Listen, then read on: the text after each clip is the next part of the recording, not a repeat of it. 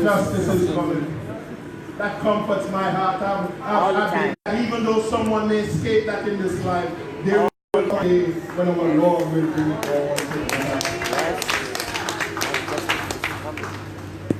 It gives us an anticipation of God's manifested fair justice. And secondly, it gives us a motivation for righteous living. I remember when I was sharing with my wife as I prepared for the sermon, and I'd like to share my notes with her. She hears the sermon before it's preached. And when I shared this point with her, she said, "So you mean I must live my life in fear?" I said, No. I can't. That's not what it's saying. The final judgment is not telling us to now live a life in fear because we figure God is going to just be there with a beating stick. It is telling us that because we know what He has done for us, because we know that one day He will return to assess all of it, we work heartily for the Master. Motivation is not fear. The motivation is to manage what God has given to us in the seasons of our lives. So as we are motivated for righteous living, we ought to manage each season well. Say it after me, manage each season well. Manage each season well. Say after me, it's a good class now. Manage each task well. Manage each task well. Manage each role well. Manage each role. And manage each relationship well. Manage each relationship well. It's a light bulb when you read the text. When Paul says, everything you and I do in this body, whether good or bad, we will have to give an account. I'm very careful then about the things I do. I may not like where I work, but it is what has been allowed in my life for this season.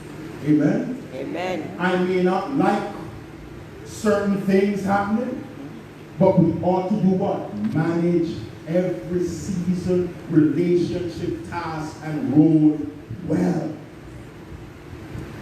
Because we know that God has allowed us the opportunity. Motivation for righteous living causes us to align ourselves with the least among us. Pay attention to people who are not those in the limelight. And not only pay attention to them, but also attend to their needs. Brothers and sisters, as we are motivated, rather than doing it out of fear, it gives us a sense of meaning. That what we do has eternal implications. And not only us, but the recipients of our care and our treatment. Finally, there is an anticipation of God's fair justice. There is a motivation for right living. But there is also an expectation for eternal rewards. Hallelujah. Hallelujah. Can't say hallelujah. Can't say hallelujah. Hallelujah. You know, work for the reward, but you know it's a come. Not true? Yes. We don't hear those things nowadays in church. Yeah. But I remember back in the days, boy, the elderly folks in church, they look forward to their eternal reward. Brothers and sisters, Marxism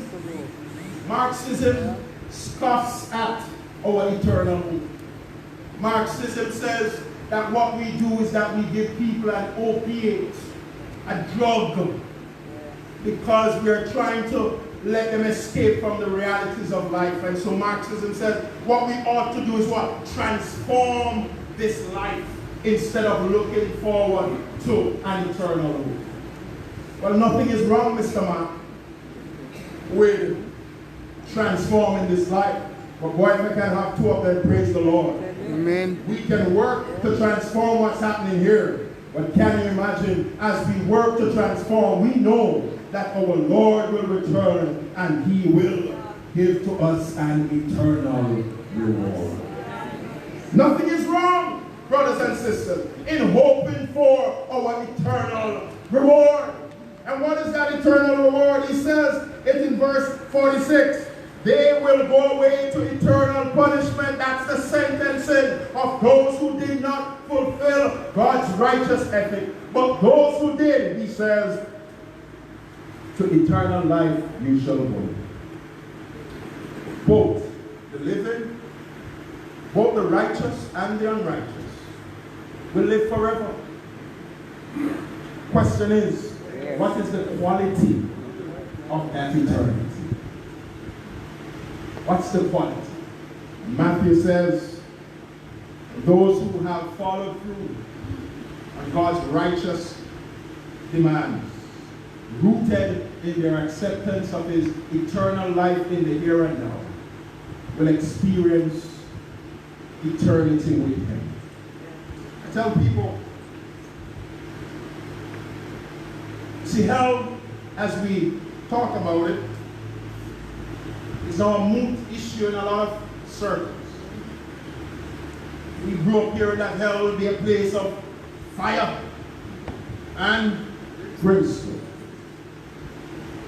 I think the saddest thing about hell, or the concept of it, is that for eternity you will have a group of people who will be separated from God eternally. Brothers and sisters, just imagine what you see now. We live in a world where God is, but not in his fullness. Can you imagine a world without God? A life without God? I would want a life without God. No matter how you conceive of hell or eternal punishment, it is grounded in that idea that you and I will spend, if we do not follow, if we do not receive his on his ethical living, you and I will live a life 10 years, 100 years, 1,000 years, 10,000 years, a million years, a zillion years, and we keep counting without the presence of God. That is suffering. That is punishment. And he's warning us here not to go down that way. Let's bow our heads.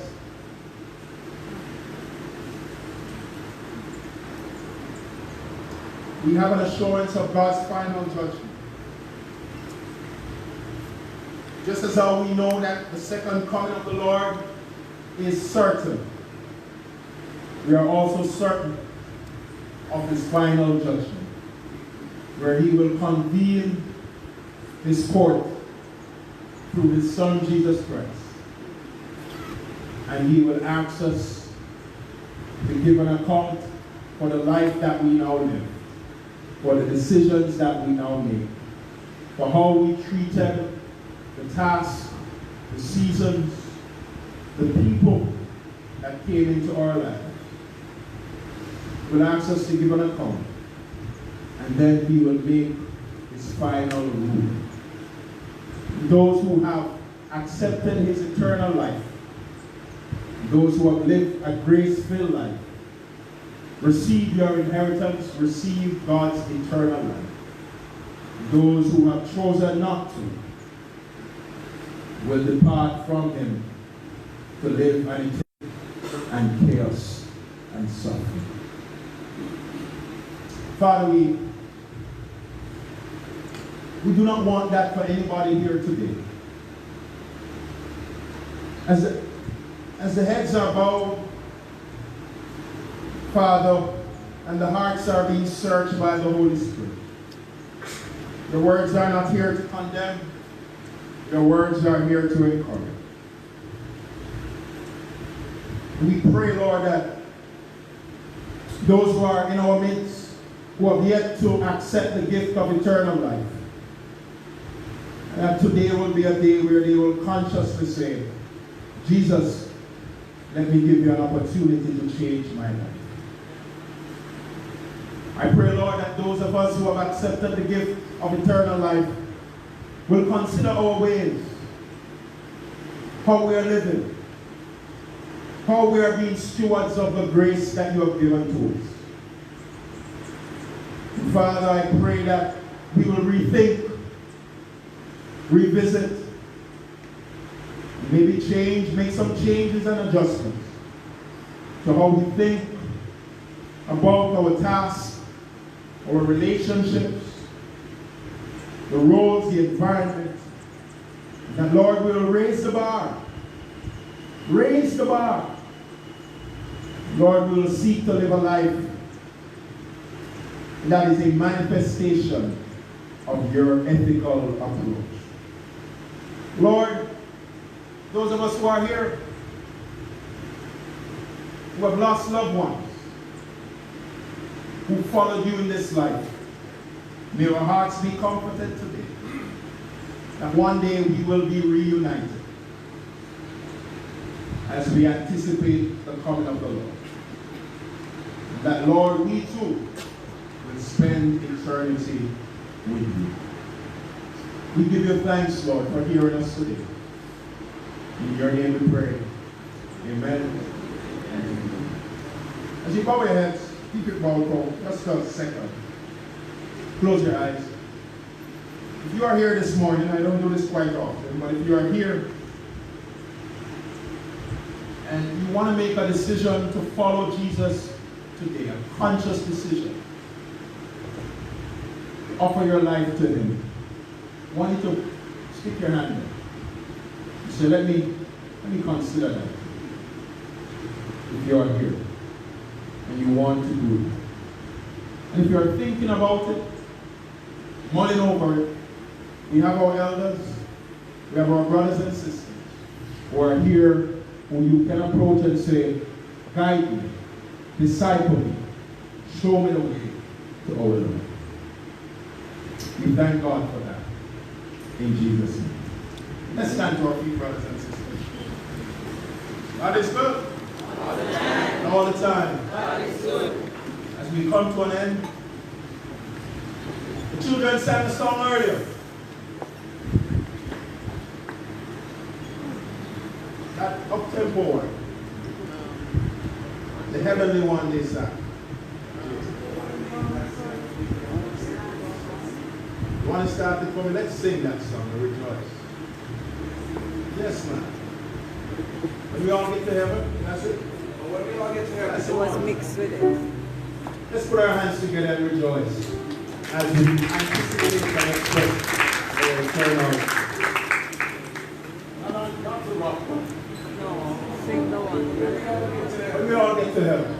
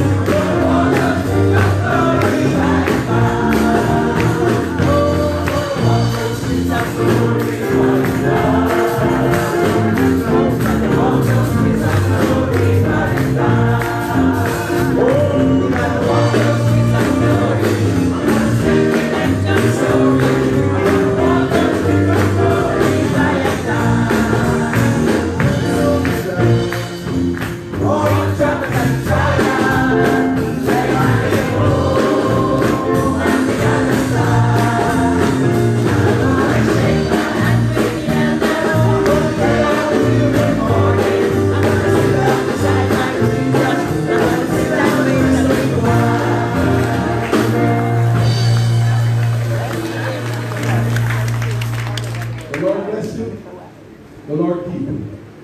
The Lord make his face to shine upon you and keep you in perfect peace.